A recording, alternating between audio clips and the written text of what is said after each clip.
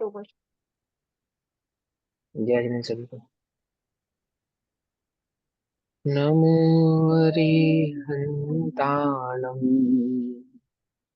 नमो सिद्धाणं, नमो आयरीयाणम्,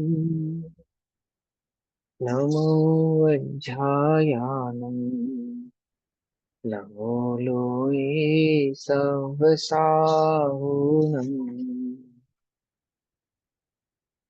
ओंकारं बिन्दुसंयुक्तम् नित्यं ध्यायन्ति योगिनः। कामदं मोक्षदं चैव ओंकाराय नमो नमः। मङ्गलं भगवान् वीरो मङ्गलं गौतमो गणी, मङ्गलं कुन्दकुन्दार्दियो जैनधर्मोऽस्तु मङ्गलम्। सर्वमङ्गलमाङ्गल्यं सर्वकल्याणकारकम्, प्रधानां सर्वधर्माणां जैनं जयतु शासनम्। नमः समय साराय स्वानुभूत्या चिकासते चित्स्वभावाय भावाय सर्वभावान्तरच्छिदे।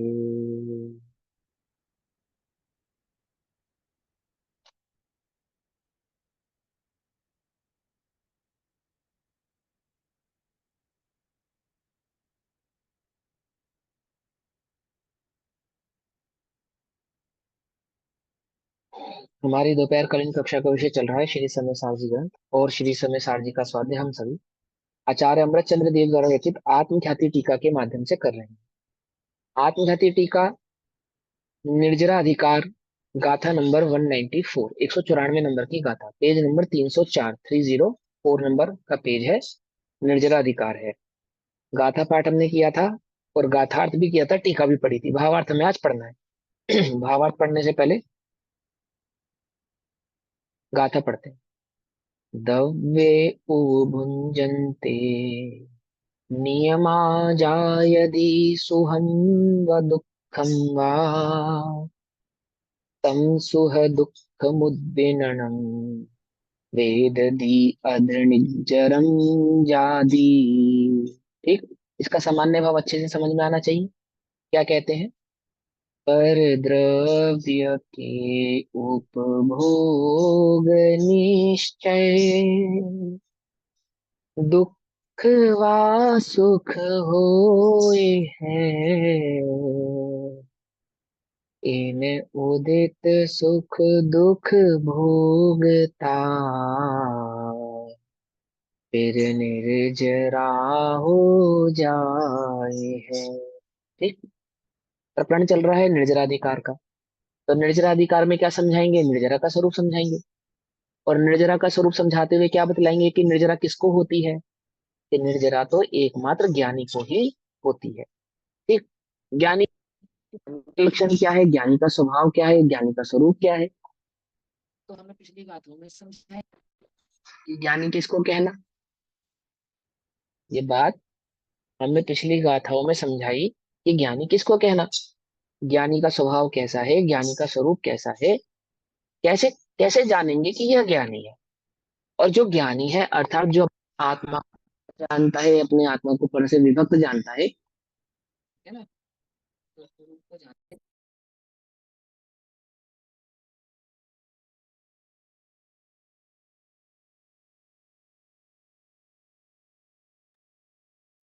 ठीक है ना। तो ज्ञानी ज्ञानी किसको कहना, ज्ञानी का लक्षण क्या है, ज्ञानी का स्वभाव क्या है? जो अपने आत्म स्वरूप को जानता है, अपने आत्म स्वरूप को वेदता है, अनुभवता है, उसको ज्ञानी कहा। यानी दो द्रव्यों के बीच की भिन्नता को पहचाने, अपने स्वभाव को पहचाने, आप ज्ञानी। बहुत सारे लक्षणों से आचार्य देवों ने हमें समझाया।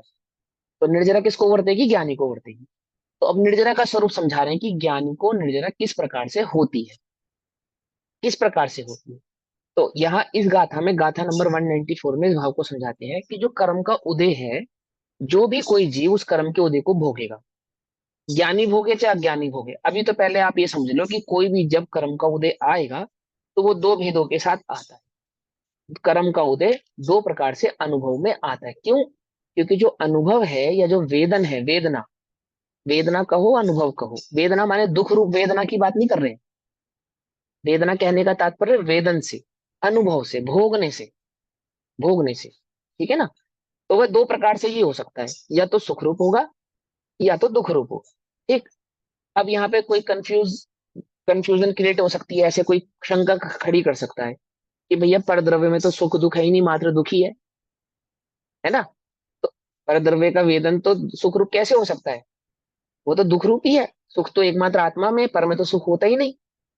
तो भैया समझो, है ना, कथन की शैली को समझो कि मंद कषाय को वहां सिद्धांत में सुख का अनुभव ही कहा जाता है, पुण्य आदि के अनुभव को, और पाप आदि के अनुभव को, तीव्र कषाय के भावों को पाप यानी दुख रूप ही कहा जाता है। इसी प्रकार से कहा जाता है। ये बात तो सही है कि पर द्रव्य में सुख नाम का कोई गुण नहीं है, और पर के वेदन में या पर के अनुभव में किसी प्रकार से जीव को सुख की प्राप्ति होती नहीं है। लेकिन लोक में कषाय की मंदता पूर्वक जो पुण्य आदि के उदय आते हैं, उनको सुख ऐसा ही कहा जाता है। तो क्या कहते हैं कि जो पर द्रव्य का वेदन होगा, अनुभव होगा, उसमें दो ही भेद होंगे। कौन कौन से? या तो सुख रूप होगा या तो वह दुख रूप होगा। और ऐसा नियम है निश्चय से, पर द्रव्य के उपभोग निश्चय। निश्चय मतलब ये तो पक्की बात है, स्वाभाविक बात है कि या तो वह सुख रूप रहेगा या तो वह दुख रूप रहेगा। लेकिन इन उदित सुख दुख भोगता फिर निर्जरा हो जाए है।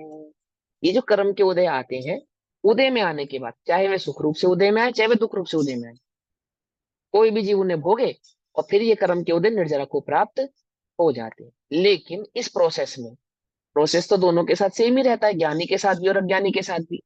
इस प्रोसेस में ज्ञानी अबंध रहता है और अज्ञानी को बंध होता है। ज्ञानी के इस प्रोसेस को निर्जरा कहते हैं और अज्ञानी के इसी सेम प्रोसेस को बंध कहते हैं। पकड़ में बात? ये गाथा का भाव समझाया जा रहा है। अब भावार्थ पढ़ेंगे। गाथा की टीका तो हमने कल पढ़ी थी, भावार्थ पढ़ी कि पर द्रव्य भोगने में आने पर, पर द्रव्य का भोगने में आने पर अर्थात जो हम पर द्रव्य का उदय होता है उसका जो अनुभव करते हैं, ज्ञानी भी अनुभव करता है और अज्ञानी भी अनुभव करता है। अज्ञानी अनुभव करता है दर्शन मोह की अपेक्षा से, अर्थात एकत्व के साथ। और ज्ञानी का जो उसका वेदन है या उसका भोगना है वो कैसा है कि एकत्व का भाव तो नहीं है, परंतु गुण स्थान प्रमाण जो चारित्र मोहिनी आदि की कमजोरी है, उतना उतना उसके साथ संबंध ज्ञानी का रहता है। अप्रत्याख्यानावरण रूप और प्रत्याख्यानावरण रूप, और कदाचित कदाचित संजुलन रूप, बहुत मंद। तो अप्रत्याख्यानावरण, प्रत्याख्यानावरण और संजुलन का स्वरूप हमने सिद्धांत ग्रंथों से जाना और समझा है, कर्णान योग से समझा है ना। देखो, ये बात भी हमेशा ध्यान रखना कि द्रव्यन योग के जितने भी कथन होते हैं उनमें कर्णन योग की सापेक्षता रहती है। सापेक्षता समझते हो? अपेक्षाएं। कि कर्णन योग में जिन अपेक्षाओं को हमने समझा है, उन अपेक्षाओं को द्रव्यन योग के ग्रंथों में समझाया जाता है, उनके स्वभाव को समझाया जाता है कि वहां जो बात कही गई थी वह बात का असली भाव यह है। ये बात हमने कहाँ से समझी? कि आचार्य देव ने पिछली गाथाओं में इस बात को स्पष्ट किया है, प्रश्न उठा उठा के कि तू, यदि कोई ऐसा पूछता है, यदि कोई ऐसा पूछता है, तो पूछने वाले ने जितने भी प्रश्न पूछे वो कौन से प्रश्न पूछे? सिद्धांत ग्रंथों के, सिद्धांत ग्रंथों के, दैट मीन्स कर्णन योग के। कि हमने तो कर्णन योग में जीव को बंधने वाला सुना है, हमने तो 8 कर्मों से जीव का बंधन सुना है, हमने तो ऐसा सुना है कि ये परिणाम जीव के बंध का कारण होता है, इस प्रकार के परिणाम करने से इस प्रकार का बंध होता है, बंध को जीव भोगता है, बंध के कारण जीव दुखी होता है, कर्म जीव को दुखी करते हैं, कर्म जीव को संसार में परिभ्रमण कराते हैं। हमने तो यही सब सुना है, यही सब पढ़ा है। तो उन्हीं बातों को यहाँ आचार्य देव समझा रहे हैं कि जो तुमने सुना है, जो तुमने पढ़ा है, ये बात तो ठीक है, परंतु ये सारा कथन व्यवहार से है, सापेक्ष है। निश्चय से तो, निश्चय से तो कैसा है कि अब वो जो कर्म का उदय है वो सुख और दुख रूप है नियम से। ये जो 8 कर्मों का स्वरूप किसका? कर्म, कर्म के अपेक्षा से, कर्णानुग की अपेक्षा से, उसमें वेदनीय कर्म कैसा है? साता और असाता। वेदनीय कर्म कैसा है? साता रूप और असाता रूप। तो जो वेदनीय कर्म है, यानी कि जो वेदना है, जो वेदन है, पर द्रव्य का जो उपभोग है, वो साता और असाता से दो प्रकार का होता है, दो प्रकार का होता है। लेकिन ज्ञानी को वही साता असाता भोगते हुए भी बंध नहीं होता, और अज्ञानी को होता है। तो क्या है उसमें? कैसे नहीं होता? कि वही दर्शन मोह के अभाव के कारण उसको नहीं होता, सद्भाव के कारण, दर्शन मोह के सद्भाव के कारण अज्ञानी को होता है। वो भाव यहाँ पे समझा रहे हैं। क्या समझाते हैं कि पर द्रव्य भोगने में आने पर, अर्थात पर द्रव्य का कर्म का उदय आने पर द्रव्य भोगने में आने पर, साधारण भाषा में कहें तो कर्म का उदय आने पर, या पर द्रव्य को, जैसे हम, ये ज्ञानी देह को भोगता है या नहीं भोगता, ज्ञानी देह को भोगता है या नहीं भोगता। अब ज्ञानी कहने के पीछे मेरा तात्पर्य चौथे गुण स्थान से है। तो ज्ञानी देह को भोगता है या नहीं भोगता, कि भाई मनुष्य होगा तो मनुष्य ही कहेगा ना अपने आप को, और मनुष्य संबंधी ही उदय आएंगे, उदय संबंधी ही सारे भाव होंगे, उसको उसको कहते हैं भोगना। जैसे चक्रवर्ती क्या कहेगा, मैं पुरुष हूँ, स्त्री हूँ या आत्मा हूँ, क्या बोलेगा, कैसे ललकारेगा, अपने अपने प्रतिद्वंदी को कैसे ललकारेगा, पुरुष के रूप में ललकारेगा ना, अपने चक्रवर्ती पद के अनुसार ही ललकारेगा ना। सैनिक होगा तो सेना सैनिक के हिसाब से ललकारेगा। चक्रवर्ती की, भरत चक्रवर्ती की सेना में जो उसका प्रधान सेनापति था, अम, नाम भूल गया मैं उसका, बहुत सुंदर नाम है, जय कुमार, प्रधान जय सेनापति, कुमार, जय जय कुमार। कुमार। हाँ, जय कुमार, जय कुमार। और उसकी चक्रवर्ती के पुत्र अनंत वीर शायद से इससे उसका युद्ध हो गया। चक्रवर्ती के सेनापति का चक्रवर्ती के पुत्र से क्या हो गया, युद्ध हो गया। इस बात पे युद्ध हो गया। अब वो कशायिक भाव थे जो भी, मैं वो कहानी की डिटेल में नहीं जाना चाहता। अब वो जो चक्रवर्ती का जय कुमार सेनापति है, जिस राजा का वो सेनापति है, वो सम्यक दृष्टि है जय कुमार भी, और अनंत वीर से युद्ध करता है, यानी अपने अपने राजा के पुत्र से युद्ध कर रहा है। कैसे करेगा युद्ध, कैसे करेगा, अब मेरा प्रतिद्वंदी है, उस अपेक्षा से लड़ेगा, है ना। आत्मा हूं ऐसा थोड़ी, मैं चक्रवर्ती हूँ, मैं चक्रवर्ती का सेनापति हूँ, सेनापति बन के अपनी सेना का नायक बन के युद्ध करेगा। इसको कहते हैं भोगना, माने जो उसको पर्याय प्राप्त हुई है, उस पर्याय में होने वाले उदय को भोगना, उसके अनुसार परिणमन होना। तो क्या कहते हैं कि पर द्रव्य भोगने में आने पर कर्मोदय के निमित्त से जीव के सुख रूप अथवा दुख रूप भाव नियम से उत्पन्न होते हैं, नियम से उत्पन्न होंगे। अब वो चाहे चाहे वो सम्यक दृष्टि होगा उसके भी होंगे, वह मिथ्या दृष्टि होगा तो उसके भी होंगे, दोनों के ही होंगे। जब कर्म का उदय आएगा तो उस उदय में उसके अनुसार ही हमारे परिणाम होंगे। ठीक। मिथ्या दृष्टि के अब होता क्या है, इस नियम के अंदर होता क्या है कि जो मिथ्या दृष्टि होते हैं, इस नियम के अंदर जो मिथ्या दृष्टि होता है, तो मिथ्या दृष्टि के राग आदि के कारण वह भाव, क्योंकि मिथ्या दृष्टि के राग आदि के कारण अर्थात मिथ्या दृष्टि के दर्शन मोह के सद्भाव के कारण, दो द्रव्यों के बीच की भिन्नता को नहीं जानने के कारण, आत्म स्वभाव का अनुभव नहीं होने के कारण, मैं पर से भिन्न हूं ऐसा भाव नहीं जानने के कारण, समझ में आई बात, नहीं समझ में आई। इस कारण से, कारण क्या है, मूल कारण क्या है, परिणाम ही उत्पन्न नहीं होते सम्यक दृष्टि को, ऐसा नहीं, राग आदि के भाव ही नहीं आते सम्यक दृष्टि को, ऐसा नहीं, बंध आदि के जो कारण कहे हैं, ऐसे कर्मोदय के, जो कर्मोदय के उदय आदि भाव हैं, उपाधिक भाव हैं, वो मिथ्या दृष्टि और सम्यक दृष्टि के कैसे हैं, समान है, समान है। कुछ बात समझे ना। वो जो अनंत वीर है ना, जो जय कुमार से युद्ध कर रहा है, वो भी उसी भाव से मोक्ष गया है, वो भी उसी भाव से मोक्ष गया है। चक्रवर्ती के जो पुत्र हैं वो सब मोक्ष गए हैं, सभी के सभी मोक्ष गए। चक्रवर्ती के जितने भाई हैं वे सभी मोक्ष गए हैं। पकड़ में बात, में पकड़ में। नियम तो है क्या क्या, कहते हैं, चक्रवर्ती के सभी पुत्र मोक्ष जाते हैं? नहीं नहीं, नियम नहीं है, जिसकी बात चल रही है उसकी बात करेगी, वो मोक्ष गया है, ठीक है ना। जिसकी बात चल रही है वो मोक्ष गया है। जैसे रामचंद्र जी मोक्ष गए ना, तो रामचंद्र जी रावण से युद्ध कर रहे हैं, तो वो जो उदय भाव है जिस भी जीव को उस उदय में आते हैं, वो कैसे हैं, कि सुख दुख रूप होते हैं। अब मैंने यहाँ पे क्या इंडिकेशन दिया, इंडिकेशन ये दिया कि ऐसा नहीं है कि ज्ञानी को कोई परिणाम ही उत्पन्न नहीं होते, कषाय के परिणाम उत्पन्न नहीं होते, राग आदि के भाव उत्पन्न नहीं होते, है ना। जिस प्रकार का जिस जीव ने कर्म बांधा है, जैसे राजा श्रेणिक नरक में है, तो नरक गति का बंध बांधने के कारण जो भी परिणाम उत्पन्न होंगे वो कैसे होंगे, नरक पर्याय की योग्यता के अनुसार ही उत्पन्न होंगे। ये बात क्यों कह रहे हैं हम, सबसे ज्यादा दुखी हम किस बात से हैं, कि हे भगवान हमें ऐसे परिणाम क्यों आते, मुझे इस आमुक परिणाम क्यों आते हैं, ऐसे परिणाम मुझे नहीं आएंगे तभी मेरा सम्यक दर्शन सिक्योर होगा। क्यों, अथवा मुझे सम्यक दर्शन जो उत्पन्न होगा वो कब होगा, जब आमुक आमुक क्राइटेरिया के जो परिणाम है वो मुझे उत्पन्न ना हो, और अमुक अमुक क्राइटेरिया की कैटेगरीज जो मैंने डिवाइड किए परिणामों में वो मुझे आए, तो मुझे सम्यक दर्शन हो सकता है। जैसे मान के चलो 5-6 दिन तक हमें बस ज्ञाता हूँ ज्ञाता हूँ ज्ञाता हूँ जैसे परिणाम आते रहे, तो हमें क्या लगता है अब तो बस जल्दी से सम्यक दर्शन होने वाला है, बस आज अनुभूति हुई अब अनुभूति हुई ऐसा लगता है। और 5-6 दिन ऐसा भी हो सकता है कि स्वाध्याय करने का मन ना करे। उल्टा नहीं पकड़ना, अच्छा वह अच्छी बात नहीं है नहीं करे तो, लेकिन ऐसा हो तो अपने को क्या लगता है कि भैया अभी तो अपना अनंत संसार पड़ा है, अभी तो बहुत दूर है, अपने को तो भाव ही उत्पन्न नहीं हो रहे, अपने को तो परिणाम ही उत्पन्न नहीं हो रहे। हालांकि परिणामों की संभाल करने की बात आचार्य कल पंडित टोडरमल जी भी कहते हैं कि परिणामों की संभाल करो, परिणामों का विवेक रखो आदि आदि कहते हैं। पर यहाँ जो बात समझाने की बात है वो समझा रहे हैं कि जो परिणाम उत्पन्न होगा वो योग्यता अनुसार सभी जीवों को समान रूप से ही उत्पन्न होगा, चाहे सम्यक दृष्टि हो चाहे मिथ्या दृष्टि हो। भेद क्या है दोनों के बीच में, भेद क्या है? तुम अपना जो भी पुरुषार्थ कर रहे हो, जो ताकत लगा रहे हो सम्यक दर्शन को उत्पन्न करने के लिए, वो गलत जगह तो नहीं लगा रहे। यदि तुम परिणामों को बदल के सम्यक दर्शन प्रकट करने में ताकत लगा रहे हो तो सावधान। क्या सावधान?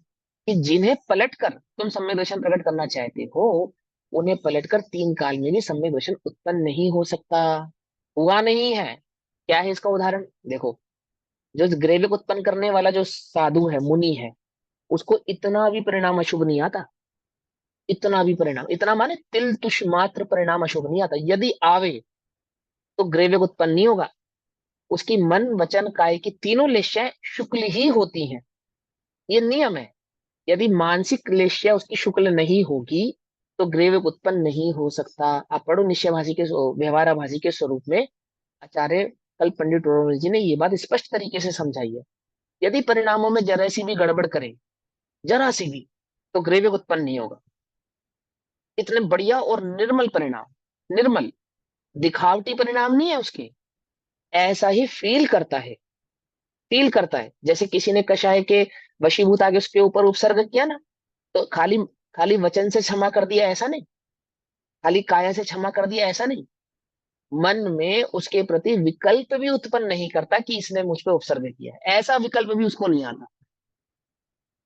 ऐसे उस निर्मल परिणाम है उसके। यदि विकल्प आ जावे तो ग्रेविक का अधिकारी ना हो, यदि विकल्प आ जावे, लेकिन तो भी उसको क्या उत्पन्न नहीं हुआ? पैनिज आत्म ज्ञान बिना सुख लेश न पाए, आत्मा का अनुभव नहीं हुआ उसको। ठीक है ना? क्यों? क्योंकि तुम परिणामों के बल पे अपने को महान मान रहे हो। तो सावधान हो जाओ। क्या सावधान हो जाओ? कि मिथ्या दृष्टि के रागादि के कारण वह भाव वो जो भाव दोनों को ही उत्पन्न हो रहे हैं, सम्यक दृष्टि को भी हो रहे हैं मिथ्या दृष्टि को भी हो रहे हैं, वह जो उदय भाव है वे आगामी बंद करके निर्जरा होता है। अर्थात निर्जरा तो उसकी भी होती है, कर्म का उदय आता है निर्जरित हो जाता है, लेकिन आगामी बंद के साथ होती है, आगामी बंद के साथ होती है। क्यों? क्योंकि वो जो मूल है ना दर्शन मोह, अभी उसने उसका अभाव नहीं किया, पहचानता ही नहीं, पहचानता ही नहीं अभाव किसका करना है, इसलिए उसे निर्जरा नहीं कहा जा सकता। निर्जरा तो होती है, लेकिन उसको क्यों निर्जरा नहीं कही जा सकती? वह निर्जरा इसलिए नहीं कही जा सकती क्योंकि वह आगामी बंद के साथ हो रही, नवीन बंद के साथ हो रही। नवीन बंद के साथ हो रही है, दैट मीन्स दर्शन मोह संबंधी अनंत संसार संबंधी बंद की यहाँ पे बात है। ठीक? ऐसा मत समझना कि ज्ञानी को बंद नहीं होता कह के उसको जितनी कषाय विद्यमान है उतना उतना बंद भी है। अर्थात उसको अप्रत्यक्षण प्रत्यक्षण और संजलन जो कषाय विद्यमान है उस कषाय अनुसार उसका बंद भी है, परंतु वह बंद कैसा है? थोड़ा है। हम उसे बंद नहीं मानते, अनंत संसार का कारण नहीं है, संसार में रुलाने वाला नहीं है, वह बंद फटाफट निर्जरा को प्राप्त हो जाने वाला है आदि आदि, इस कारण से उसको बंद नहीं कहते अध्यात्म ग्रंथों में। ठीक? तो क्या कहते हैं कि निर्जरित होता है, इसलिए उसे निर्जरा नहीं कहा जा सकता। उस मिथ्या दृष्टि के होने वाली निर्जरा को निर्जरा नहीं कह सकते। बिल्कुल डिक्टो same, same as it is सम्यक दृष्टि के भी ऐसी निर्जरा हो रही है। कर्म का उदय आता है, कर्म के उदय को भोग रहा है, भोगता है, निर्जरित हो जाता है। अब अतः मिथ्या दृष्टि को परद्रव्य के भोगते हुए बंद ही होता है। अर्थात परद्रव्य का जो उदय आता है, कर्म का जो उदय आता है, उस उदय में मिथ्या दृष्टि को क्या होता है? बंद ही होता है, बंद ही होता है। ठीक? और सम्यक दृष्टि के साथ क्या होता है? देखो एक उदाहरण दें आपको। दो लोग हैं, एक काम देने वाला और एक काम करने वाला। दो प्रकार के लोग हैं, एक काम देने वाला और एक काम को करने वाला। करने वाला, जो काम करने वाला व्यक्ति होता है ना, वो क्या सोचता है निरंतर कि ये काम कब खत्म हो। क्या सोचता है वो, ये काम जल्दी से खत्म हो जाए। यानी कि उसको काम काम तो कर रहा है, परंतु काम करने की रुचि नहीं है।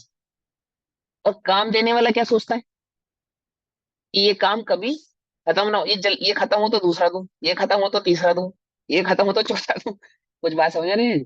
उसकी रुचि किसमें है? काम करवाने में। समझे नहीं समझे? कुछ समझे? मिथ्या दृष्टि और सम्यक दृष्टि के बीच का क्या भेद है? क्या भेद है? कि वो जो उदय आदि मिथ्या दृष्टि के जीवन में है, वह उनसे दूर होना नहीं चाहता, उन कषायादिक भावों से, भोग आदि के परिणामों से दूर नहीं हटना चाहता। सम्यक दृष्टि को क्या है कि जितना भी उदय आ रहा है, आदि हो रहा है, हो जाओ फटाफट, जो होना है हो जाओ। रुचि नहीं, उदय तो है, उसके अनुसार कार्य भी करना पड़ेगा, सब कुछ करेगा, लेकिन क्या नहीं है, उसकी रुचि नहीं है, उसको करने में आनंद नहीं मान रहा। और उल्टा है, मिथ्या दृष्टि के साथ उल्टा है, उसको आनंद आ रहा है, उस कार्य को करने में उसकी सुख बुद्धि है। क्या नहीं टूटी? उसकी सुख बुद्धि नहीं टूटी। हालांकि स्थूल उदाहरण है, बट समझना ध्यान से क्या भेद है उन दोनों के बीच में। एक के लिए वही कार्य आनंद का कारण है, आनंद का कारण है, यानी उसके श्रद्धान में वह सुख रूप अथवा दुख रूप से बैठा है। और सम्यक दृष्टि के श्रद्धान में वह कार्य ना सुख रूप से बैठा है, ना ही दुख रूप से बैठा। उसके लिए सुख का एकमात्र आश्रय वह शुद्धात्म तत्व है, वह चैतन्य तत्व है, जिसकी ओर उसका लक्ष्य है। ये काम खत्म करूं तो जाऊं, ये काम खत्म करूं तो जाऊं, ऐसा विचारता हुआ भी काम को भली प्रकार से करता है।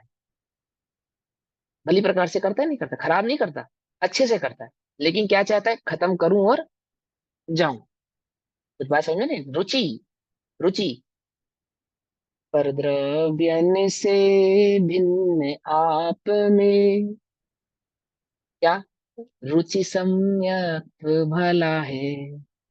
पंडित दौलत राम जी ने छह ढाला जी, छह कह ढाला ढाला जी। जी। समझ में बात? रुचि पर द्रव्यंते भिन्न आप में सम्यक रुचि भला है। अपनी रुचि पहचानो, कहाँ है हमारी रुचि? हमारी रुचि तो यही है, धन अधिक से अधिक इकट्ठा हो जाए, आनंद है। अधिक से अधिक भोग उपभोग की सामग्री इकट्ठी हो जाए। हे भगवान, मैं कभी क्या ना हूं, बुढ़ा ना हूं, ये देह से कभी छूटू ना। धर्म के फल में क्या चाहता है? धर्म के फल में मोक्ष थोड़ी चाहता है। धर्म के फल में भोग उपभोग की ही सामग्री चाहता है। रुचि, रुचि, रुचि पर द्रव्यंते भिन्न आप में रुचि, रुचि सम्यक तो भला है। हमारी परद्रव्य से भिन्न रुचि कहाँ पे है? परद्रव्य में है, स्वद्रव्य में है, स्वतत्व में है, तो चैतन्य तत्व में। कहाँ है रुचि? कहाँ है? रुचि नहीं पहचानता। कौन नहीं पहचानता?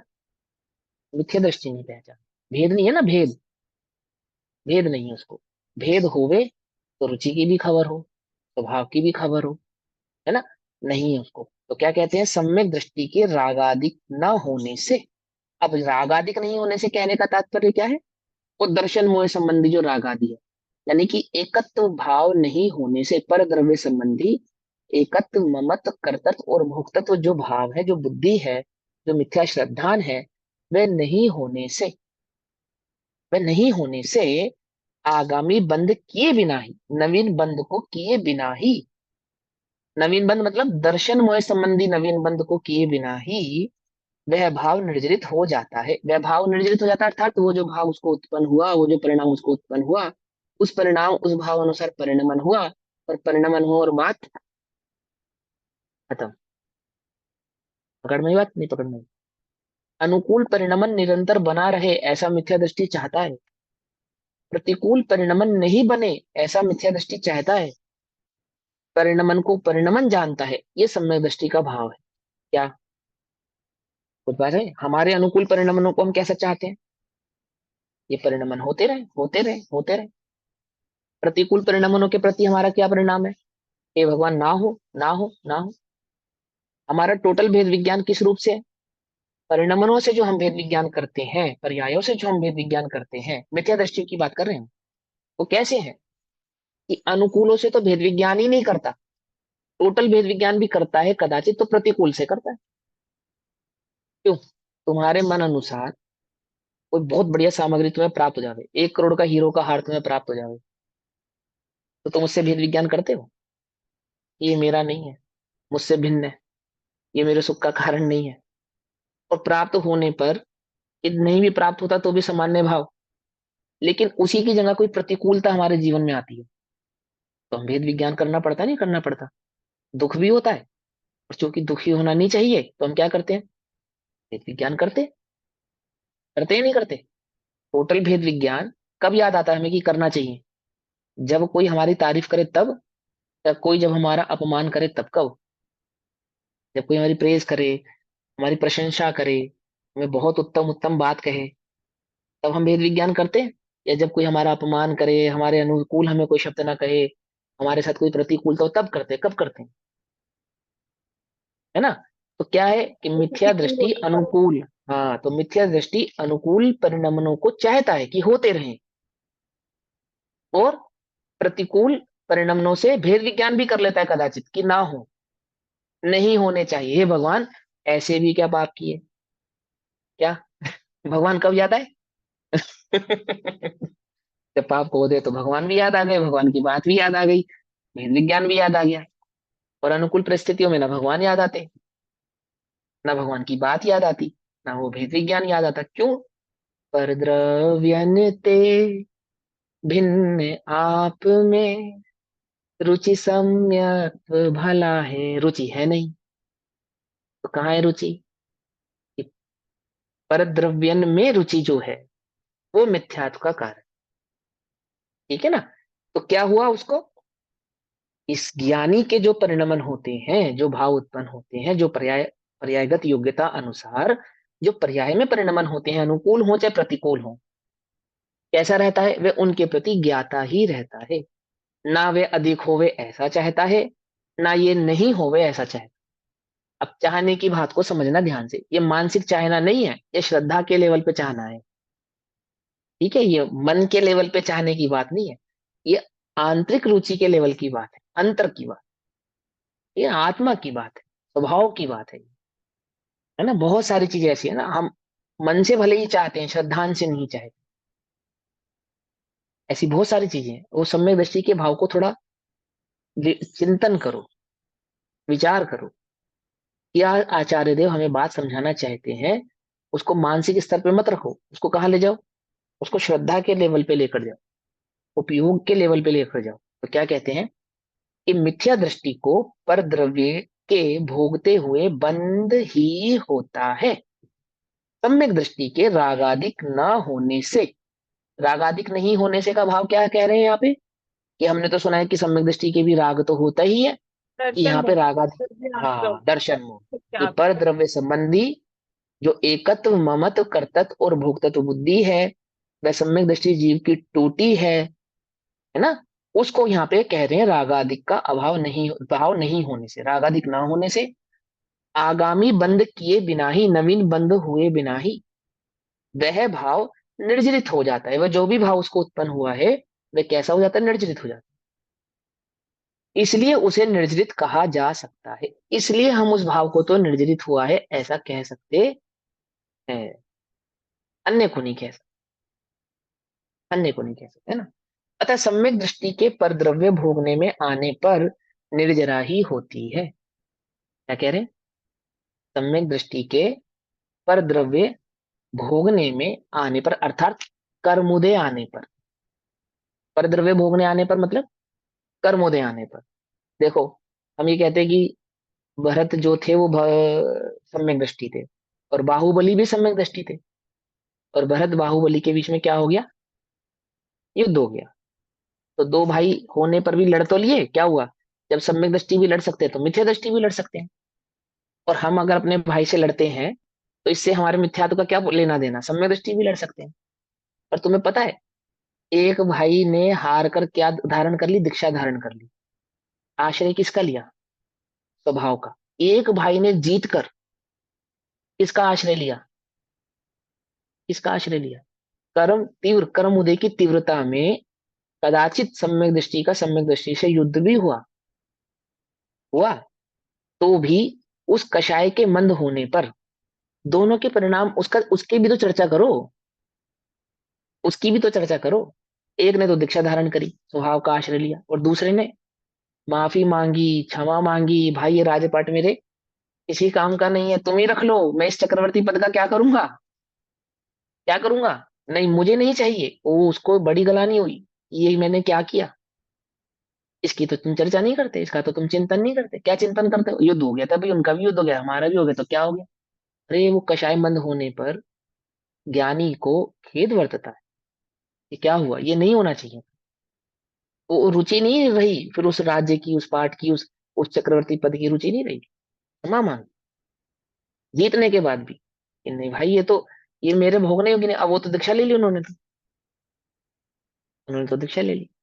हम क्या करते हैं, जीतने के बाद अथवा हारने के बाद किसका चिंतन करते हैं, क्या हमें स्वभाव का चिंतन, तीव्र कषाय में, तीव्र राग में यदि कोई परिणाम उत्पन्न हो भी जाए, कोई कार्य तुमसे हो भी जावे, बाद में चिंतन क्या करते हो, रुचि किसकी रहती है, जीतने पर इस बात का हर्ष मनाते हो कि मैं जीत गया, हारने पर इस बात का खेद मनाते हो कि मैं हार गया, अथवा स्वभाव के आश्रय से उस तीव्र कषाय के परिणाम को मिथ्या करने का, जीतने का क्या परिणाम, क्या करते हो, क्या उपाय करते हो, उससे भेद विज्ञान करने का उपाय करते हो या नहीं करते हो, उस वो जो कर्म बांधा था उससे निर्जरा करने का उपाय करते हो या नहीं करते हो, उससे भिन्न देखने का उपाय करते हो या नहीं करते हो, अथवा उस उन परिणामों में खेद खिन्न होते हो या प्रसन्न होते हो, बोलो। तीन प्रकार के भाव हो गए, मिथ्या दृष्टि या तो खेद खिन्न होते हैं या तो प्रसन्न होते हैं, हार जाने पर खेद खिन्न होते हैं, अनुकूल परिस्थितियों में प्रसन्न होते हैं। ज्ञानी क्या करते हैं, ज्ञानी तो भेद विज्ञान करते हैं, स्वभाव का आश्रय लेते हैं, गलती होने पर झुकते हैं, उनको भिन्न जानने के कारण क्षमा चाहे मांगते हैं, वो चक्रवर्ती, और माफी मांग रहे, मांग रहे हैं। कुछ बात समझ आ रही है नहीं आ रही है, वो अनंत वीर्य जो है, अनंत कीर्ति, अनंत कीर्ति जो है, वो जय कुमार से क्या कर रहा है, माफी मांग रहा है। ओहो, चक्रवर्ती का पुत्र अपने सेना नायक से क्या मांग रहा है, क्षमा मांग रहा है, युद्ध भी किया लेकिन बाद में क्षमा मांग रहा है, बोलो। तो क्या, आपने कहा कथा सुनी, बहुत बढ़िया बात, उदाहरण याद रखा, बहुत अच्छी बात है, परंतु क्या उदाहरण याद रखा, पूरा रखा, संपूर्ण उदाहरण रखा या आधा। लोक में कहावत है, आधा सच पूरे झूठ से कहीं ज्यादा खतरनाक होता है। क्या, पूरी बात ही तुम्हें मिथ्या मालूम हो तो भी कोई दिक्कत नहीं, लेकिन कोई बात तुम्हें मालूम है और आधी सच मालूम है, वो ज्यादा खतरनाक होती है, वो ज्यादा गड़बड़ करती है। कुछ बात समझी नहीं। तो युद्ध होता है, ज्ञानी के जीवन में राग वर्तता है, ये बात तो आधा सत्य है, परंतु वह राग उसके, उसको उस राग का खेद वर्तता है, ये पूर्ण सत्य हुआ। कुछ बात समझ आई या नहीं समझ में आई? हमारे जीवन में तीव्र कषाय राग आदि के प्रसंगों में यदि हमें ये बात तो याद आई कि रामचंद्र जी को भी था, और भरत को भी था, आदि आदि को भी था, पर साथ में ये भी तो विचार करो कि उन्हें उस बात का खेद वर्तता था। क्या मुझे अपनी कषायों का, क्या मुझे अपने भोग उपभोग की बुद्धि का खेद वर्तता है, अथवा रुचि होने के कारण मैं ये चाहता हूं कि वे अनुकूल परिणाम, वे अनुकूल परिस्थिति सदैव मेरे साथ बनी रहे, ये अपनी रुचि पहचान, ये पहचान, क्या चाहते हैं हम, कि अनुकूल परिस्थितियां बनी रहे और इसी प्रकार से धर्म ध्यान चलता रहे, क्या कैसा धर्म ध्यान, कि हमें जो कषाय उत्पन्न नहीं हो रही है, हम जो ज्ञाता दृष्टा बने हुए हैं, कब, अनुकूल परिस्थितियों, और प्रतिकूल परिस्थितियों के विचार कैसे हैं, वो तो ज्ञानी को भी आते हैं, वो तो ज्ञानी के भी होते हैं, ज्ञानी को भी क्रोध आता है, ज्ञानी भी मान करते हैं, हमें आ गए तो क्या हुआ, ओहो, क्या नहीं जानता, भिन्न नहीं जानता, भेद नहीं वर्तता। कुछ बात समझ में आ रही नहीं आ रही है।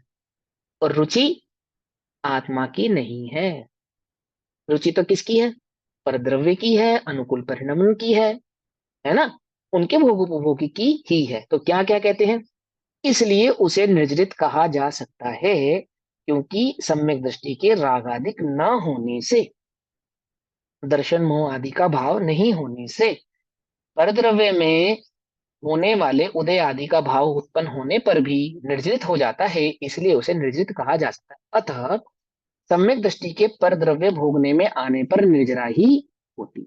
सम्यक दृष्टि का जो परिणमन है, जितना भी परिणमन है, वह सब उसकी निर्जरा का ही कारण है। इस प्रकार सम्यक दृष्टि के भाव निर्जरा होती है। भाव निर्जरा होती है, तो भाव निर्जरा होने पर क्या होता है, द्रव्य निर्जरा होती है। ठीक है ना, भाव निर्जरा पूर्वक क्या होती है, द्रव्य निर्जरा होती है, तो यहाँ पे भाव निर्जरा होती है, ऐसा कहा। अब आगामी गाथाओं की सूचना के रूप में श्लोक कहते हैं। अब आगे जो गाथा आने वाली है निर्जरा के संदर्भ में, आचार्य अमृतचंद्र देव उसके संदर्भ में कलश कहते हैं, श्लोक कहते हैं, क्या कहते हैं, तज्जा ज्ञानस्येव सामर्थ्यम् विरागस्येव वा किल यत् कोऽपि कर्मभिः कर्म भुंजानोऽपि न बध्यते, भोगते हुए भी नहीं बंधते, भुज्यानोऽपि न बध्यते, किल वास्तव में तत्सामर्थ्यम, तत् उसकी, उसकी मतलब किसकी, ये ज्ञानी की ही सामर्थ है, ये सम्यक दृष्टि की ही सामर्थ है, ये वह उपयोग की ही सामर्थ है। वास्तव में अगर सही में देखा जाए, निश्चय से देखा जाए, स्वभाव से देखा जाए, सही सही मायने में बात समझना चाहते हो, क्या बात है, पूरी बात का कंक्लूजन समझना चाहते हो क्या है, तो कहते हैं किल, कंक्लूजन ये है, वास्तव में बात यह है, तत्सामर्थ्यम, वह आश्चर्य कारक सामर्थ, ओ क्या कहते हैं, ये अद्भुत सामर्थ, आश्चर्य कारक मतलब बड़ा आश्चर्य, अब बड़ा अचंभा हो रहा है हमें, बड़ा अचंभा हो रहा है। क्या अचंभा हो रहा है, जैसे लोक में अचंभा होता नहीं होता, करोड़पति को, बहुत करोड़पति और पति आदमी हो, उसे 2 रुपए के लिए लड़ते हुए देखो, क्या लगेगा तुम्हें, अचंभा लगेगा नहीं लगेगा, अरे भगवान, 2 रुपए के लिए लड़ रहा है ये व्यक्ति, कुछ बात समझ में आती है, अचंभा। और ये उससे भी बड़ा अचंभे की बात है, आहा। वो- वास्तव में तो ये उसकी सामर्थ्य है, और कोई नहीं कर सकता है, क्या कहते हैं, वास्तव में सामर्थ, आश्चर्यकारक सामर्थ्य है, ज्ञानस्य एव, ज्ञान का ही है, ये आश्चर्यकारी कारी जो सामर्थ्य है, ये जो अद्भुत ताकत है, ये किसकी, ज्ञान की ही है। ज्ञान में ये कमाल हो सकता है, समझे नहीं समझे, ये कमाल किसका है, ज्ञान का है ना, वो भजन है ना, बड़ा अचंभा होता है तू अपने से अनजान रे, आचार्य को इस बात का अचंभा हो रहा है, तो तू स्वयं को ही नहीं जानता, लोक में सब कुछ जानता है तू, सब कुछ। पानी से पेट्रोल बनाना जानता है, पर क्या नहीं जानता, अपने को नहीं जानता, अपने को नहीं जानता, गजब हो गया, है ना, पर्यायों के पार देख ले आप स्वयं भगवान रे, किसने बनाया भजन पता है, किसका लिखा हुआ भजन है, ज्ञानानंद की डगरिया वाला है ना। हाँ, चलो रे ज्ञानानंद की चलो, डगरिया। 17 17 18 वर्ष की उम्र में लिखा था गुरुजी ने ये भजन, चलो रे ज्ञानानंद की डगरिया, पहली बार सोनगढ़ से आए थे ना तब लिखा था, गए थे अपनी मम्मी के साथ सोनगढ़, गुरुजी, वहां से आने के बाद ये भजन बनाया उन्होंने। क्या लगा, वास्तव में वह आश्चर्यकारक सामर्थ्य ज्ञान का ही है? अथवा विरागस्य एव, विराग का ही है, ओहो, ज्ञान कहो विराग कहो एक ही बात है, कुछ बात समझ में नहीं आ रही है, क्या है ज्ञान, विराग, विराग जिसमें राग नहीं है। अभी गुरुदेव का वो प्रवचन का लिंक भेजा था, सुना आपने, सुना, किस किस ने सुना, समय निकाल के, अभी नहीं सुना तो सुन लेना, वो गुरुदेव क्या बता रहे हैं, ज्ञानी को राग नहीं है, उसे राग का बल नहीं है, राग का बल नहीं है, विराग का, राग रहित ज्ञान का बल है।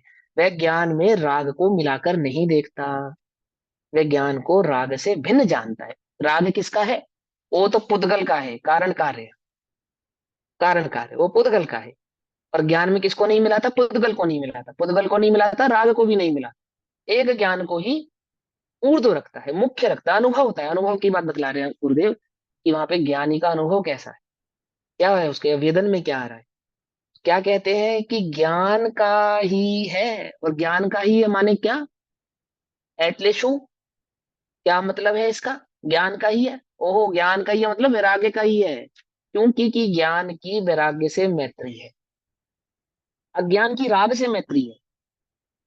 बोलो भैया, हम ज्ञानी हैं या अज्ञानी हैं, बोलो भैया तुम्हारी मैत्री किससे है, तुम्हारे मित्र से तुम्हारा पता लगाएंगे हम, कौन है तुम्हारा मित्र, राग तुम्हारा मित्र है या वैराग्य तुम्हारा मित्र है?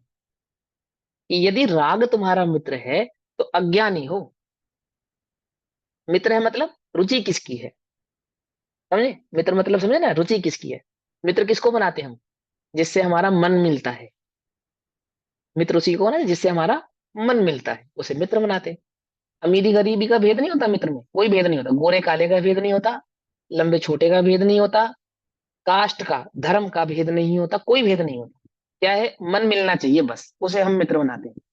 मन मिले तो मित्र बनाओ, ठीक है ना। तो मित्र मन, हमारा मन किससे मिलता है, किससे हमारी मित्रता? यदि हमारी मित्रता राग से है तो क्या है, हम ज्ञानी है या अज्ञानी है? अज्ञानी है। और यदि हमारी मित्रता वैराग्य से है, वैराग्य से मतलब परद्रव्य की रुचि नहीं है, परद्रव्य को सुख का कारण नहीं जानते हैं। इससे भी मुख्य वैराग्य का अर्थ होता है परद्रव्य को ज्ञान से, स्वभाव से भिन्न जानते हैं। ध्यान रखना, ध्यान रखना इस बात को। परद्रव्य की रुचि नहीं होने का तात्पर्य समझना। मैंने त्याग कर दिया, मैंने परद्रव्य को भोगने का त्याग कर दिया, उसकी बात नहीं है यहाँ पे, उसकी बात नहीं है। यदि मैं पर को स्वयं से भिन्न नहीं जानता और उसके बाद परद्रव्य का सेवन नहीं करता, इतने कपड़े नहीं है, ये नहीं है, मुनि बन गया, परम दिगंबर साधु बन गया, कैसा, निरतिचार पालन करने वाला, तो भी क्या नहीं है, मुझे वैराग्य नहीं है, उल्टा नहीं पकड़ना। क्यों नहीं है वैराग्य? क्योंकि मैं पर को स्व से भिन्न नहीं जानता। वैराग्य का अर्थ समझ रहे हो क्या कहते हैं? वैराग्य का अर्थ क्या होता है? पर के प्रति राग नहीं होना मतलब क्या, कि पर को स्वयं से भिन्न नहीं जानना। भिन्न जाने, भिन्न, भिन्न। मुझे भैया इस देह से कोई राग नहीं है, भिन्न जानते हो नहीं जानते ये बताओ। अब बुढ़ापे में तो श्रृंगार से राग होता ही नहीं, क्यों होता ही नहीं होता? सहज ही नहीं होता ना, सहज ही नहीं होता। तो फिर तुम वैरागी हो गए या नहीं हो गए? बोलो भैया, भिन्न जानते हो या नहीं जानते ये बताओ तुम तो। अब मैं ज्यादा बहू बेटे में दिमाग नहीं लगाती, और बस अब जो जिसको जो करना है करो। तो वैरागी हो गए तुम, वैरागी हो गए। भिन्न जानते हो या नहीं जानते ये बोलो, ये बोलो। दिमाग तो तुम पड़ोसी में भी नहीं लगाते, क्या? क्यों उसे भिन्न जानते हो? क्या कहा, कुछ बात समझ में आ रही है, नहीं आ रही है? राग का अर्थ समझ रहे हो? राग का मतलब ये नहीं है कि तुम्हें उसके प्रति कोई परिणाम कराने का, परिणाम आने का कोई परिणाम उत्पन्न हो रहा है, वो तो सब औदिक भाव है। किसी को हलवा पसंद है, किसी को ही खीर पसंद है। तो जिसे खीर पसंद है और हलवा पसंद नहीं है, जैसे हमें करेला पसंद नहीं, तो हमें विराग है क्या करेले से? विराग, विराग कुछ नहीं है, इसे विराग नहीं कहते। कोई सी वस्तु को भोगने का परिणाम नहीं होना, इसका नाम विराग नहीं है। तो अरुचि भी हो सकती है। कौन सी कषाय, 25 कषायों में, 25 कषायों में नो कषाय कटाई, होती है। नो कटाई, अरती नो कटाई, अरती अरति, अरति, अरति, अरति, अरति नाम की कषाय, अरति नाम की कषाय को वैराग्य नहीं कहते। वैराग्य नहीं कहते। हमें नॉन वेज से क्या है, अरति है बस, उल्टा नहीं पकड़ना, क्योंकि हम जैनी है ना। हाँ, वैराग्य नहीं है, उल्टा नहीं पकड़ना भैया, ये तो रिकॉर्ड भी हो रहा है, कोई पकड़ लेगा मुझे। पर सच्ची यही है बात, सत्य है ये बात। वास्तव में शाकाहारियों को या जैनियों को मांस से क्या है, अरति नाम की कषाय मात भर है बस, वैराग्य नहीं है। वैराग्य नहीं है। वैराग्य माने क्या, वैराग, यदि तू देह को निज, निज मैं हूं ऐसा मानता है, ऐसा मानता है, तो मांस भक्षण करता है चाहे नहीं करता है, वो वैराग्य नहीं है। उल्टा नहीं पकड़ना। मुनिराज को जो उन्होंने सब त्याग दिया, सब कुछ त्याग दिया, धागा भी, वस्त्र का धागा भी जिनके तन पे नहीं है, वैरागी है या नहीं है? यदि भिन्न नहीं जानते तो क्या नहीं है, वैरागी नहीं है। परमाणु मात्र को भी भोगने की इच्छा नहीं है, परमाणु मात्र को भी। भोजन मिल जाए सो ठीक, आहार मिल जाए सो ठीक, नहीं मिले सो ठीक, अंतराय आ जाए सो ठीक, एकदम निर्ममत भाव से जीवन को जीने वाले भी यदि दो द्रव्य के बीच को की भिन्नता को नहीं जानते तो वैरागी नहीं है। वैरागी नहीं है, उसे वैराग्य नहीं कहते। वैरागी किसे कहते हैं? वो आपकी मंद कषाय हो सकती है, वो आपकी अरुचि हो सकती है ना? और भी कोई भाव हो सकता है, औदैक भाव है। वास्तव में तो वो औदैक परिणाम है, वास्तव में तो वो औदैक परिणाम है। मूलतः क्या है, यदि भिन्न नहीं जानते तो राग ही है, और यदि भिन्न जानते हैं तो भोगते हुए भी, उल्टा नहीं पकड़ना। यदि भिन्न जानते हैं तो क्या कह रहे आचार्य थे, भोगते हुए भी वैरागी है। अब भोगते हुए भी वैरागी, दैट मीन्स कदाचित भोग करता हुआ दिखाई देने पर भी, इसका मतलब ये है। भोगते हुए भी का मतलब सर है, कदाचित ज्ञानी पुरुष पर द्रव्य के भोग को करते हुए दिखाई देने पर भी वास्तव में तो क्या है, वैरागी है ना। तो क्या कहते हैं, वास्तव में वह आश्चर्य कारक सामर्थ्य, ये अद्भुत सामर्थ्य तो ज्ञान की है, ज्ञान की ही है। ज्ञान की कहो अथवा विरागस्य एव, विराग का ही है, विराग की ही है। कि कह अपि, कोई सम्यक दृष्टि जीव, कोई सम्यक दृष्टि जीव कर्म भुजान अपि, कर्म को भोगता हुआ भी, देखो सभी सम्यक दृष्टि जीव, कर्म को तो सभी जीव भोग रहे हैं, सभी जीव भोग रहे हैं, लेकिन कोई सम्यक दृष्टि जीव आपको कोई तीव्र कर्म को भोगता हुआ दिखाई देवे, कोई मंद को भोगता हुआ दिखाई देवे। राग आदि की प्रवृत्ति किसी की तीव्र दिखाई देवे, किसी की मंद दिखाई देवे। अभी वर्तमान में तो बड़ा मुश्किल लगता है तुम्हें, क्योंकि वैरागी लक्षण है ना उसका, वहीं से हम सम्यक दृष्टि का आंकलन करेंगे उसके आचरण आदि से। लेकिन पुराण पुरुषों में जो है ना, वर्तमान युग के पुराण आदि में, जिन्हें ये बात हम जानते हैं कि जैसे रामचंद्र जी का जीवन है, और अन्य अन्य जीवों का जो जीवन है, भरत चक्रवर्ती का जो जीवन है, राजा सैनिक आदि का, और वो बहुत सारे जीवों का जो जीवन है, वो हमें मालूम है ये सम्यक दृष्टि है, ये मिथ्या दृष्टि है, ये तो वहां पे उसमें स्पष्ट बात बतलाई गई है। तो कदाचित, कदाचित कोई सम्यक दृष्टि जीव कर्म को भोगता हुआ भी, अर्थात कर्म अनुसार परिणमित होता हुआ दिखाई देने पर भी, कर्म भी न बध्यते, कर्मों से नहीं बंधता, कर्म के उदय को उदय अनुसार भोगता हुआ दिखाई देने पर भी कोई सम्यक दृष्टि जीव क्या नहीं होता, कर्म से नहीं बनता, नवीन बंध को प्राप्त नहीं होता। कैसे, अरे ये तो ज्ञान और वैराग्य की सामर्थ्य है। ज्ञान की मैत्री, हम, ज्ञान मेरा स्वभाव है, ज्ञान मेरा स्वभाव है, मैं अपने स्वभाव को जानता हूँ। क्या हूं मैं, ज्ञानी हूं। तो ज्ञानी कब कहलाऊंगा मैं, यदि मेरी मैत्री वैराग्य से होगी तो मैं ज्ञानी कहलाऊंगा। यदि मेरी मैत्री राग से होगी तो बहुत सूक्ष्म ज्ञान होने पर भी क्या नहीं हूं मैं, ज्ञानी नहीं हूं, अज्ञानी ही हूं। और वैराग्य मतलब निज को पर से भिन्न जाने। वैराग्य का मतलब वो औदैहिक भाव, उस तरह के भावों को मत समझ रहा, वो भी परिणाम होते हैं। मैं ये नहीं कह रहा चरण योग संबंधी आचरण संबंधी परिणामों का निषेध नहीं कर रहा हूँ, लेकिन उस चक्कर में इसको मत भूल जाना, त्याग तपस्या उपवास के परिणामों के चक्कर में वो भिन्न देखने वाली बात मत भूल जाना, वो मूल बात है, वो मूल बात है। त्याग व्रत तप उपवास संयम आदि तो है ही, बेट, परंतु उनका मूल मूल राजा कौन है, ये तो सब बाराती हैं। व्रत तप त्याग उपवास संयम, इनका जो मूल राजा है वो क्या है, पर से भिन्न जानना। यदि तुम पर से भिन्न नहीं जानते, इतने बाराती जोड़ लो तुम, कितने बाराती, वो 10 प्रकार के तप, 12 प्रकार के तप वाले व्यवहार संबंधी, वो किसी काम के नहीं है। उल्टा नहीं पकड़ना, फिर बतला रहा हूँ, उल्टा नहीं पकड़ना है ना, क्या नहीं है। यदि वो मूल बात, जैसे दर्शन मोह का भाव ना करके बाकी 7 कर्मों का भाव कर सकते हैं,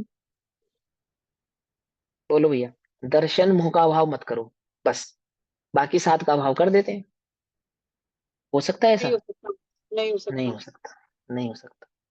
भले ही हम मुनि व्रत धारण कर लें, भले ही हम व्रत तप उपवास कर लें, सब सब कुछ कर लें, जैसे 8 कर्मों का राजा कौन, मिथ्यात्व, दर्शन मोह, ऐसे ही तपो का राजा कौन, कौन, भेद विज्ञान, निज से पर को भिन्न जाने, वो राजा है किसका, व्यवहार चारित्र का। कुछ बात समझ में नहीं आई, मूल, वो जड़ है, यदि वह नहीं है तो पेड़ से जैसे पत्ता टूटा है ना, जैसे बिना जड़ का पेड़ है, बिना जड़ का वृक्ष, जो समस्त, मुर्दे का श्रृंगार, कहा मुर्दे का श्रृंगार, मैं तो फिर भी बिना जड़ का वृक्ष कह रहा हूँ। आचार्यों ने उसे मुर्दे का श्रृंगार कहा है, कि किसी मुर्दे को श्रृंगारित कर दिया जावे तो सुंदर नहीं हो जाता वो, सुंदर नहीं हो जाता। ऐसे ही बिना वैराग के, अब वैराग मतलब क्या, पर से भिन्न जानना, उसको वैराग्य कहते हैं, वास्तविक वैराग्य। उसके बिना वो जितना भी वैराग्य है, वो कैसा है, मुर्दे के श्रृंगार जैसा है, ऐसा कह रहे हैं। ठीक, तो क्या कहते हैं, कर्म को भोगता हुआ भी कर्म भी न बध्यते, कर्मों से नहीं बंधता, वह अज्ञानी को आश्चर्य उत्पन्न करता है, और ज्ञानी उसे यथार्थ जानता। अज्ञानी को लगता है अरे ऐसे कैसे, वो भी भोग रहा है मैं भी भोग रहा हूँ, उसको नहीं बंद हो रहा, मुझे बंद हो रहा है। तो ये ज्ञानी तो यथार्थ जानता है, मैत्री नहीं है। पर द्रव्य से उसकी क्या नहीं है, मैत्री, मित्रता नहीं है ना। इसी को दौलत राम जी ने कहा, पर द्रव्यन ते भिन्न आप में, रुचि सम्यक भला है। छोटा सा मिसाल कहते हैं कैडाला को। वैसे तो 45 ग्रंथों का सार है उसके अंदर, द्रव्यनुग, कर्णानुग, चरणानुग के मिला के 45 ग्रंथों का सार है अकेला कैडाला। पढ़िए, सबने नहीं पढ़ी। जिन्होंने नहीं पढ़ी कैडाला पढ़ो, जिन्हें याद नहीं है वे याद करो। मुझे भी याद नहीं है, मुझे भी याद करनी चाहिए, है ना। ऐसा नहीं है, मैं आपको कह रहा हूँ, अपने लिए कह रहा हूँ। हाँ, लेकिन मैंने पढ़ी है, तो जिन्होंने नहीं पढ़ी वो पढ़े, जिन्हें याद नहीं है, जैसे मुझे याद नहीं है, उसे याद करें। ठीक है ना। वो समझे, अच्छे से समझे। वो पढ़ोगे, समझोगे, तो ये समय सार के भाव में और आनंद आएगा, और मजा आएगा, और रुचि आएगी, है ना। अब आचार्य आगे कहते हैं, अब ज्ञान का सामर्थ्य बतलाते हैं। वो ज्ञान का सामर्थ्य कैसा है। वास्तव में तो ये ज्ञान का ही सामर्थ्य है, वैराग्य का ही सामर्थ्य है, कि वह पर द्रव्य में अनुरंजित होता हुआ दिखाई देने पर भी, उसका भोग करता हुआ दिखाई देने पर भी, कर्म आदि के उदय अनुसार परिणमित होता हुआ दिखाई देने पर भी बंध को प्राप्त नहीं होता। नहीं होता। वह ज्ञान कैसा है, उसके सामर्थ्य की बात यहाँ पे कहते हैं। गाथा नंबर 195, 195 नंबर की गाथा में इस भाव को समझाते हैं। गाथा पाठ पढ़ेंगे। जह विषमुवन जह विषमु भुंजंतो वेज्जौ पुरिसो न मरन् मुयादि पोग्गलकम्मस्य सुदयम् तह भुंजदीनेव भज्यदे नानी। वो बहुत सिंपल है, बहुत अच्छा, बहुत मार्मिक है ना। उदाहरण के रूप में समझाया, पहले को एग्जाम्पल दिया। ऐसे कैसे ज्ञानी को बंध नहीं होता। बोले लोक में तुमने वैद्य देखा है, वैद्य, बोले हाँ देखा है। बोले वो जहर से औषधि बनाता है नहीं बनाता, बोले हाँ बनाता है। उस औषधि को खा के कोई मरता है, बोले नहीं मरता। अब बता, औषधि खाई या जहर खाया। बोलो भैया, जहर से बनी औषधि औषधि है या जहर है। आजकल होती कीमोथेरेपी, होती कीमोथेरेपी। कैसे कैसे करते हैं कीमोथेरेपी मालूम है।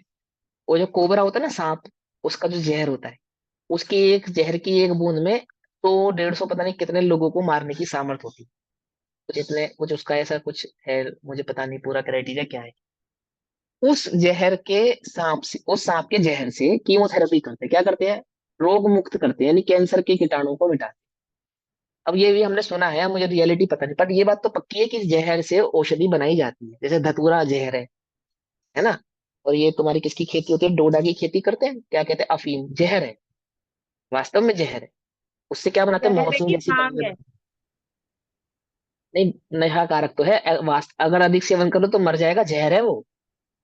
धतूरा है या ये चीजें हैं, जहर ही है वास्तव में। लेकिन क्या है, वो उसको, उससे क्या बनाते हैं, औषधि बनाते हैं, मॉर्फिन वगैरह, पेन किलर, ये सब चीजें बनाते हैं, सर दर्द की दवाइयां और बहुत सारी चीजें बनाते हैं। तो वो आचार्य कह रहे हैं कि देखा है तुमने वैद्य को जहर का इस्तेमाल औषधि के रूप में करते हुए। बोले हाँ, नहीं मरता ना। बोले ऐसे ज्ञानी नहीं मरता, बस सीधी सी बात है। ये उदाहरण में आचार्य देव समझाते हैं, क्या कहते हैं। ज्यों जहर के उपभोग से भी वैद्य जन मरता नहीं। पर शर्त है, क्या शर्त है, वैद्य होना चाहिए। वो नीम हकीम वाला नहीं, वो ईंट पे ईंट रख के बुढ़िया की जान ले ली थी जिसने, याद है कहानी, है ना। क्लास में पढ़ी होगी ना, स्कूल में पढ़ाई थी। नीम हकीम खतराए जान, ये नाम है उस कहानी का, है ना। याद है ना, सुनो। तो वैद्य होना चाहिए, वैद्य माने सम्यक ज्ञानी। ज्ञानी जिसकी मैत्री वैराग्य से है। वैराग्य से अर्थात जो परद्रव्य को भिन्न जानता है, ये उसकी बात कर रहे हैं। जो भिन्न नहीं जानता, यदि वो उसको ऐसा समझ लेगा तो क्या हो जाएगा। आचार्य कल्प कहते हैं, पंडित रमल जी, कि वो तो निश्चयभाषी हो जाएगा, स्वच्छंदी हो जाएगा। समझी। स्वच्छंदी रहेगा, स्वरूप को नहीं जानता। वो उसकी बात नहीं कह रहे हैं, ज्ञानी की बात कर रहे हैं। ज्यों जहर के उपभोग से भी वैद्य जन मरता नहीं, क्यों उदय कर्म जु भोगता भी ज्ञानी जन बंधता नहीं। हाँ, ज्ञानी कर्म के उदय को भोगता हुआ भी क्या बंधता नहीं। अभी तुम्हारे कर्म का उदय आता है ना, क्या लगता है तुम्हें? क्या लगता है? अच्छा लगता है, बुरा लगता है? अच्छा कर्म का उदय आवे तो अच्छा लगता है, और बुरा कर्म का उदय आवे तो बुरा लगता है। फिर क्या चाहते हो तुम? कि बुरे बुरे तो ना आवे, अच्छे अच्छे आ जावे। और अच्छे अच्छे कर्म आवे, उसके लिए मैं क्या करूं? कुछ दान करूं, कुछ पुण्य करूं, कुछ अच्छा अच्छा करूं। करूं या नहीं करूं? ओहो, तुम्हें बंधन दुख रूप नहीं लगता क्या? उदय उदय उदय सुख रूप लगना, यानी बंधन सुख रूप लगना। कुछ बात समझ में ही नहीं। क्या कहा? उदय में सुख की अनुभूति है ना, पुण्य उदय में।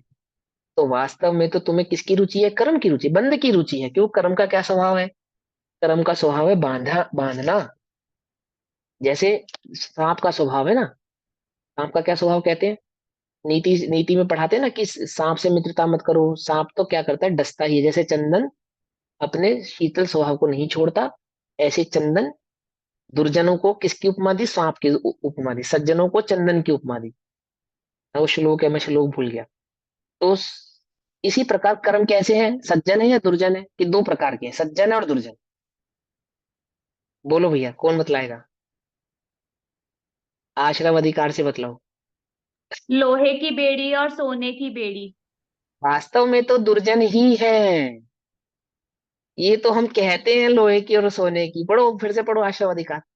क्या कह रहे हैं? वास्तव में तो वे जो बंद को बुरा जानते हैं, सच कर्म में है ना, उसमें सज्जन और दुर्जन ऐसा कहना है। पाप और पुण्य कहना ये भेद नहीं, तो व्यवहार की बात है। वास्तव में तो दुर्जन ही है, उसका सज्जन कोई भेद नहीं है।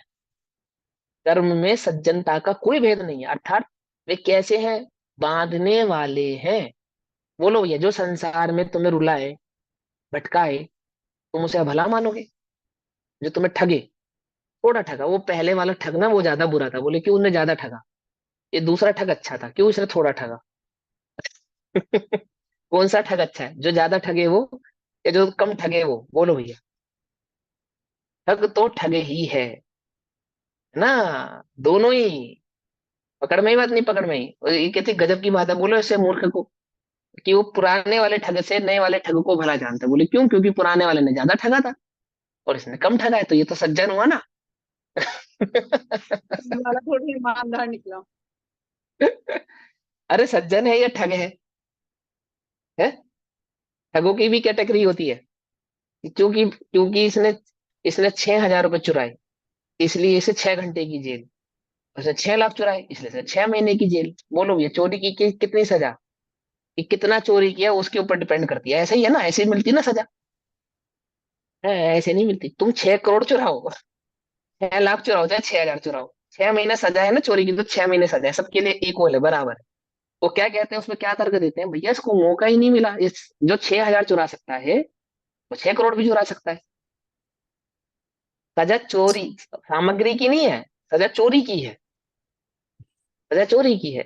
ये ठग, ये पुण्य रूपी ठग, कर्म जो पुण्य का भेष बदल कर आए, वो तो तुम्हें अच्छा लगा। तो आज आश्रम अधिकार क्या पड़ा फिर तुमने? क्या समझा उसको? कैसा है कर्म? कैसा है? सज्जन है या दुर्जन है? कि दो प्रकार का है, सज्जन और दुर्जन। जो ऐसा जानते हैं, क्या कहा उन्हें? उन्हें तो मिथ्या दृष्टि कहा। और जो कर्म को भी दुर्जन जानकर दूर से ही क्या करा था? आश्रम अधिकार में ज्ञान ने, सम्यक ज्ञान ने कर्म का क्या कर दिया था? उसका स्वरूप पहचान लिया था, और उसको क्या कर दिया? दूर से ही त्याग कर दिया था। किसका? पाप का, पुण्य का? दोनों का। दोनों का। दोनों का, दुर्जन जान का दोनों का कर दिया था ना। ऐसे यहां समझो, दोनों का। दुर्जन है कर्म, कैसे हैं? दुर्जन है। उदय आया, एक अच्छा लगा एक बुरा लगा, ठग गए भैया तुम तो। जो बुरा लगा उसमें भी ठगा गए, सिर्फ अच्छा लगने वाले में नहीं। जो बुरा लगा उसमें भी ठगा गए। वेद विज्ञान नहीं क्यों? हुआ ना। हाँ, नहीं किया ना तुमने, स्वभाव को नहीं जाना, भिन्न नहीं जाना था। भिन्न नहीं जाना था। समझे या नहीं समझे? समभाव किसको कहते हैं? समभाव किसको कहते हैं? हाँ। जिस प्रकार वैद्य पुरुष विषम उपजान, समय हो गया, समय हो गया। एक 195 नंबर की कहा था ना। एक टीका तो पढ़ लो, इसका छोटा सा ही है। कहते हैं, जिस प्रकार वैद्य पुरुष विषम उपभुंजा वो भोगता अर्थात खाता हुआ भी मरणम उपयाति अर्थात मरण को प्राप्त नहीं होता, उपजाता। तथा उसी प्रकार ज्ञानी ज्ञानी पुरुष उद्गल कर्मणा अपने कर्म के उदय को भोगता है, तथा किसके कर्म के उदय को, किसके कर्म के उदय को, कर्म। हाँ उद्गल बोलो एक कर्म। बार रिपीट करो। पुद्गल कर्म। नहीं, उद्गल मेरे कर्म का उदय पुद्गल, पुद्गल। अपने कर्म के उदय उद्गल। को नहीं भोगता वो, वो अपने कर्म वही के और उदय को नहीं बाप भोगता। कर्म तो पुद्गल के अरे ही मैं है क्या, ना। भले तो मैं तुम्हें जो भेद विज्ञान की बात कहना चाह रहा हूँ उस पर ध्यान दो। कर्म का उदय किसका कहा, जीव का। पुद्गल का। हाँ, पुद्गल का। जीव अपना माने तो मिथ्या दृष्टि। मेरे कर्म का उदय भैया, ओहो, वो पुद्गल कर्म का उदय है, पुद्गल। पुद्गल वो पढ़ा, वो सुनना, आज मैंने जो लिंक भेजा ना गुरुदेव श्री का, वो सुनना ध्यान से, उसके भाव को पकड़ना ध्यान से, क्या कहना चाहते हैं गुरुदेव, वहां पे हमें क्या समझाना चाहते हैं। यदि तो ये भी माने ना पुद्गल, ये कर्म का उदय मेरा है, तो भी मिथ्या तो दृष्टि। एक है, वो तो तेरा कर्ता कर्म बुद्धि होगी थी उसके साथ, अनम्यूट हो हो रहा है गई नहीं, बीच हो बीच गई में। वो मिथ्यात बुद्धि। हाँ वो पीछे से कॉल आ रहा।